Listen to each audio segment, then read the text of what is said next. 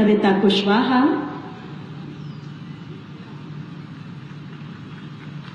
शालिनी देवी, जिला नगरीय विकास अभिकरण ऊड़ा कानपुर नगर की लाभार्थी हैं रीना सरोज रावत और कृष्णकांत कमल।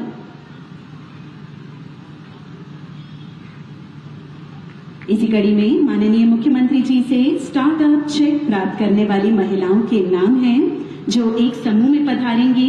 पूजा, सरला, अनीता, मीना देवी और खुशनुमा। और लगातार तालियों के हकदार हैं ये सभी।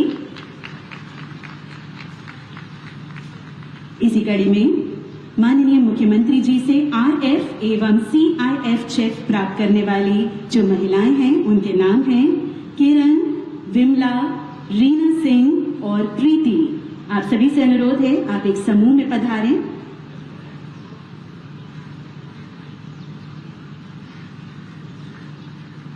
उन लगातार तालियों के साथ सभी का मनोबल बढ़ाते हुए माननीय मुख्यमंत्री जी से कैश क्रेडिट लिमिट चेक प्राप्त करने वाली महिलाओं के नाम हैं कंचन साहू, सरला देवी, चंदा सिंह, उर्मिला देवी और प्राची सिंह।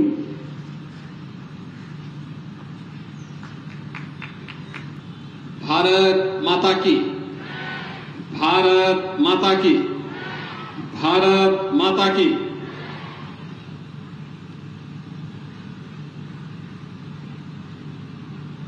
जेके अर्बनस्केप के माध्यम से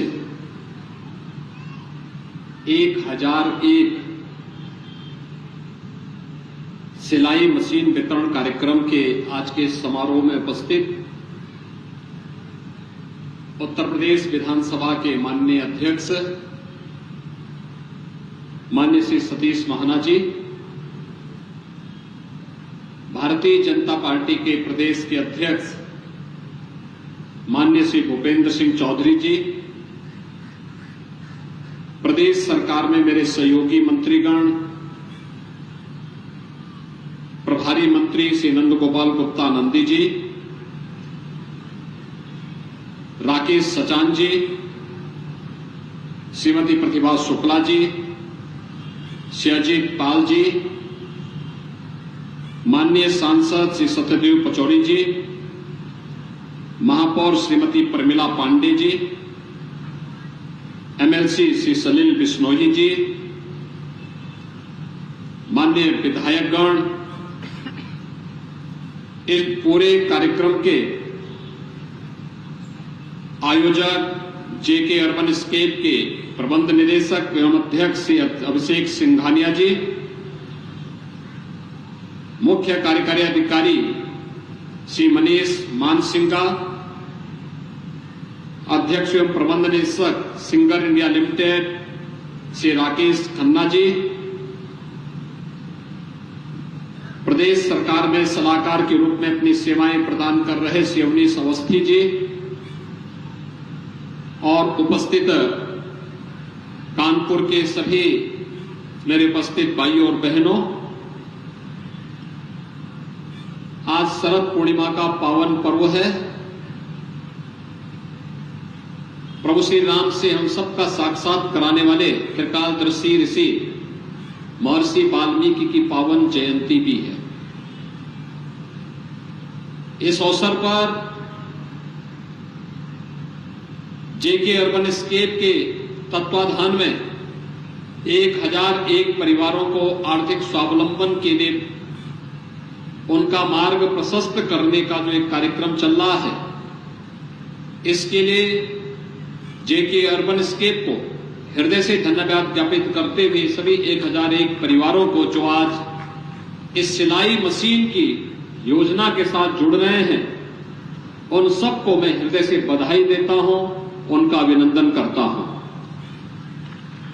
हम सब जानते हैं कि आधी आबादी के सशक्तिकरण हुए बगैर समाज सशक्त नहीं हो सकता, और अगर समाज सशक्त नहीं होगा तो आत्मनिर्भर भी नहीं हो सकता। समाज को सशक्त और आत्मनिर्भर बना करके ही हम एक सशक्त राष्ट्र के निर्माण की परिकल्पना को साकार कर सकते हैं। और इसके लिए याद करिए 2014 में जब मोदी जी ने प्रधानमंत्री पद की शपथ ली तो उन्होंने आधी आबादी के लिए महिला कल्याण के लिए अनेक कार्यक्रम आगे चलाए। बेटी बचाओ बेटी पढ़ाओ का कार्यक्रम रहा हो, मिशन इंद्रधनुष के माध्यम से सभी प्रकार के टीकों से बेटी को आच्छादित करने का कार्यक्रम हो, मातृवंदना का कार्यक्रम हो, जननी सुरक्षा का कार्यक्रम हो, या फिर अन्य अनेक ऐसे कार्यक्रम जो आज चलते चलते नारी शक्ति वंदन अधिनियम में 33% महिलाओं को विधानसभा और संसद में आरक्षण देने के कार्यक्रम के साथ जुड़ा हुआ है।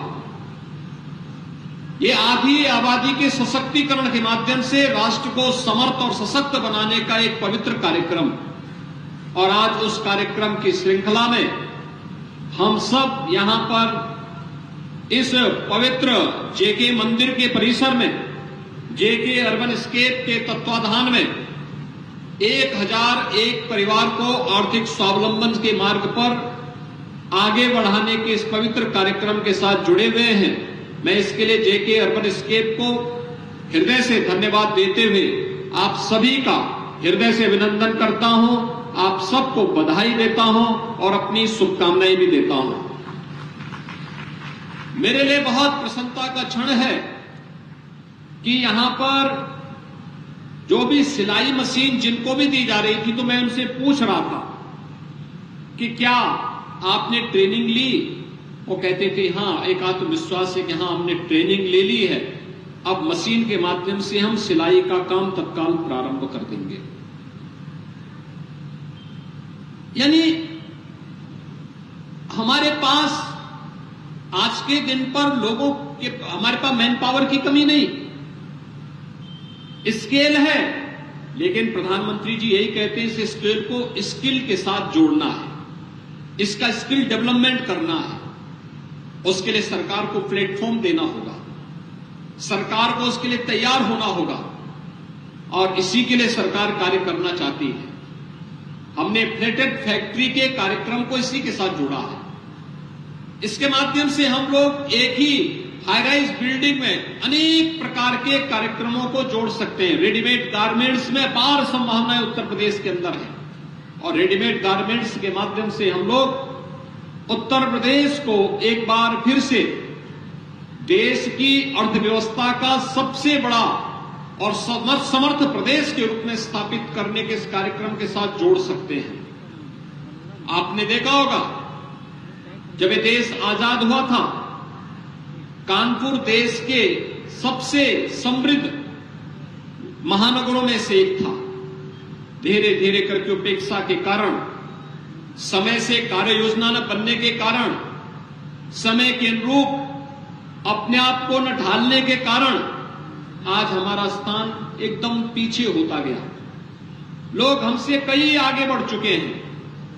एक समय आ चुका है जब हम लोग आधी आबादी को समर्थ बना करके विकास के इन कार्यक्रमों को द्रुत गति से आगे बढ़ा सकते हैं। और मेरा यह मानना है कि आधी आबादी को अगर हम आगे बढ़ाने का कार्य करते हैं तो समाज अपने आप ही अपने पैरों पर खड़ा होकर के तेजी के साथ दौड़ता हुआ दिखाई देता है। आज का एक कार्यक्रम केवल 1001 परिवार को सिलाई मशीन देने का नहीं है, बल्कि 1001 परिवार को आर्थिक स्वावलंबन के मार्ग पर तेजी के साथ दौड़ने के लिए एक दिया जा रहा उपहार भी है। और वास्तव में आर्थिक स्वावलंबन का यह आधार इस रूप में आगे बढ़ सकता है। महिला स्वयंसेवी समूह को सरकार के स्तर पर भी अनेक इंसेंटिव देने के कार्यक्रम आज संपन्न हुए हैं। महिला स्वयंसेवी समूह प्रदेश के अंदर अच्छा कार्य कर रहा है। भारतीय मनीषा तो हमेशा से इस बात को मानती रही है कि अयोग्यो पुरुषो नास्ति, यानी अयोग्य कोई नहीं है, योजकः तत्र दुर्लभ। कोई योग्य योजक मिल जाए तो हर व्यक्ति योग्य है, और फिर आधी आबादी जो समाज को मार्गदर्शन देती हो, समाज को पूरी मजबूती के साथ अलग अलग रूपों में आगे बढ़ाने का कार्य करती हो, उसको तो अयोग्य माना ही नहीं जा सकता है। उसने आज समय पर अपनी कार्य योजना को बना करके इन कार्यक्रमों को आगे बढ़ाया है। मैं आज सुबह की ही बात कर रहा हूं। आज प्रातः मुझे 10 बजे औरैया जनपद में एक नारी शक्ति वंदन अधिनियम के समर्थन में आयोजित कार्यक्रम में भागीदार बनने का अवसर प्राप्त हुआ। मैं मानता था कि 10 बजे महिलाएं कैसे आ पाएंगी, क्योंकि वे घर में अपना घर का चौका बर्तन का काम भी करती हैं, घर में भोजन भी बनाती होंगी, घर में तैयार भी होते होंगे, फिर उनको इन सभी कार्यक्रमों में बनते बनते 11 तो बज ही जाएंगे। और मैं आराम से 11 बजे तक पहुंचा, और मैं 11 बजे भी इस आधार पर पहुंचा कि जब मैं पहुंचूंगा तो मुझे 5, 10, 15 मिनट अलग से जनप्रतिनिधि और पदाधिकारियों के साथ बैठने का अवसर प्राप्त हो जाएगा। लेकिन मैं ताज्जुब था कि जब मैं 11 बजे के ठीक पहले वहां पहुंचा, तब तक पूरा पंडाल भरा था, और जितना पंडाल भरा था उससे भी ज्यादा लोग उससे बाहर खड़े थे। मैं देख के ताज्जुब कर रहा था कि इतनी जल्दी ये लोग आ गए, अपने अपने घरों का कार्य निपटा करके फिर इस कार्यक्रम में भागीदार बन करके फिर अपनी दिनचर्या को उसी मजबूती के साथ आगे बढ़ाने का कार्य करेंगे। यह एक अभिनंदनीय प्रयास है। और मैं इस बात के लिए कि जेके परिवार ने कानपुर में अनेक रचनात्मक कार्यक्रमों को आगे बढ़ाया है। आप सोचिए, 1884 से चली ये यात्रा किस रूप में है, उसका एक उदाहरण यहां पर जेके मंदिर के रूप में आप देख सकते हैं।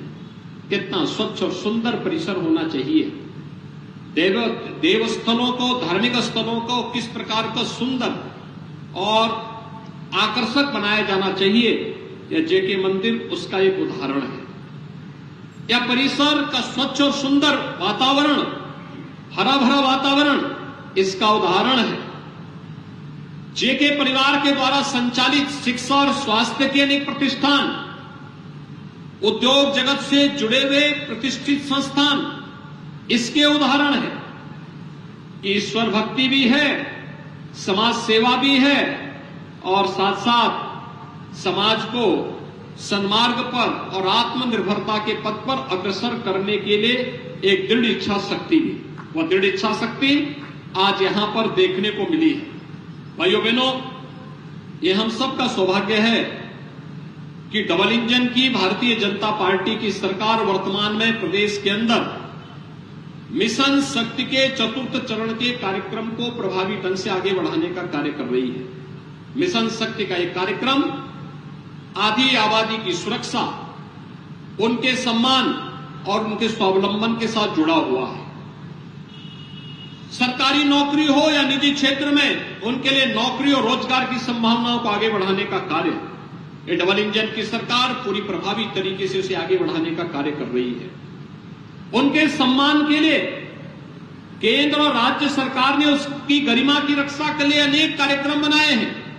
याद करिए, मोदी जी के आने के बाद लगभग देश के अंदर 10 करोड़ परिवार ऐसे थे जिनके पास अपना व्यक्तिगत शौचालय नहीं था।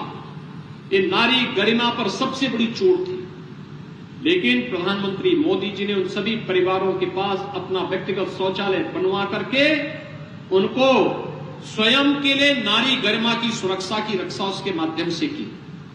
नारी स्वास्थ्य के प्रति जागरूकता का उदाहरण उज्ज्वला योजना का वह कनेक्शन है जो 9 करोड़ परिवारों के पास अपना रसोई गैस का कनेक्शन नहीं था, और समय 40-45 वर्ष होते ही उनकी आंखें धुएं से खराब हो जाती थी। ईंधन की समस्या अलग थी। लेकिन आज उन सभी परिवारों के पास अपने लिए, स्वयं के लिए एक रसोई गैस का कनेक्शन भी उनके पास उपलब्ध हुआ है। और उन परिवारों को प्रधानमंत्री जी ने 500 रुपए तक का इसमें सब्सिडी भी उपलब्ध करवाई है, हर सिलेंडर पे उपलब्ध करवाने का कार्य किया है। यह महिला सशक्तिकरण का कार्य है कि गांव में जहां पर महिलाएं रहती हैं, जो परिवार गांव में जहां रहता है, वहां पर उस जमीन का मालिकाना अधिकार उस परिवार की किसी महिला सदस्य को उपलब्ध करवाने का कार्य किया गया है। और अकेले उत्तर प्रदेश में 75 लाख परिवारों को हम घरौनी योजना के माध्यम से, जहां पे घर या झोपड़ी है, उसका मालिकाना अधिकार उसको उपलब्ध करवाने का कार्य कर रहे हैं। ये महिला सशक्तिकरण का ही आधार है कि उत्तर प्रदेश में 10 करोड़ परिवारों को 5 लाख रुपए का स्वास्थ्य बीमा का कवर प्रतिवर्ष उपलब्ध करवाने का कार्य किया जा रहा है। ये डबल इंजन की सरकार के द्वारा प्रदेश के सशक्तिकरण के लिए, महिला सशक्तिकरण के लिए उठाए गए वे कार्यक्रम हैं जो ने स्वावलंबन के मार्ग पर तेजी के साथ अग्रसर करेंगे। और उसी कड़ी को मजबूती प्रदान करने के लिए शासन के साथ जब धार्मिक संस्थाएं, सामाजिक संस्थाएं जुड़ करके इन कार्यक्रमों में सहभागी बनती हैं तो इसका कई गुना लाभ मिलता हुआ दिखाई देता है। आज 1001 परिवारों को यहां पर सिलाई मशीन उपलब्ध होना, ये महिला स्वावलंबन का एक नया उदाहरण है। मैं जेके परिवार को इसके लिए हृदय से धन्यवाद देता हूं। जिन बहनों को आज उपहार मिला है उन सब का भी अभिनंदन करता हूं और विश्वास व्यक्त करता हूं कि उनके स्वावलंबन को हम उन महिला स्वयंसेवी समूह के साथ जोड़ करके उन्हें समाज और राष्ट्र की व्यवस्था मुख्य धारा के साथ जोड़ते हुए उनको हम मटेरियल उपलब्ध कराएं, रॉ मटेरियल उपलब्ध करवा करके मार्केट्स के साथ जोड़ने का काम करें, जिससे हर महिला सदस्य अपने परिवार के स्वावलंबन का आधार स्वयं बन सके। इस विश्वास के साथ आज के इस अवसर पर एक बार फिर से जेके परिवार को इस कार्यक्रम के लिए हृदय से धन्यवाद देते हुए आप सबके प्रति अपनी शुभकामनाएं देता हूं। आप सबको दीपावली की अग्रिम मंगलमय शुभकामनाएं देते हुए अपनी वाणी को विराम देता हूं। धन्यवाद। जय श्री राम। बहुत बहुत धन्यवाद माननीय। वो लगातार तालियां होनी चाहिए आदरणीय मुख्यमंत्री महोदय जी के लिए जिन्होंने अपना बहुमूल्य समय इस कार्यक्रम को दिया। और हम बताना चाहेंगे कि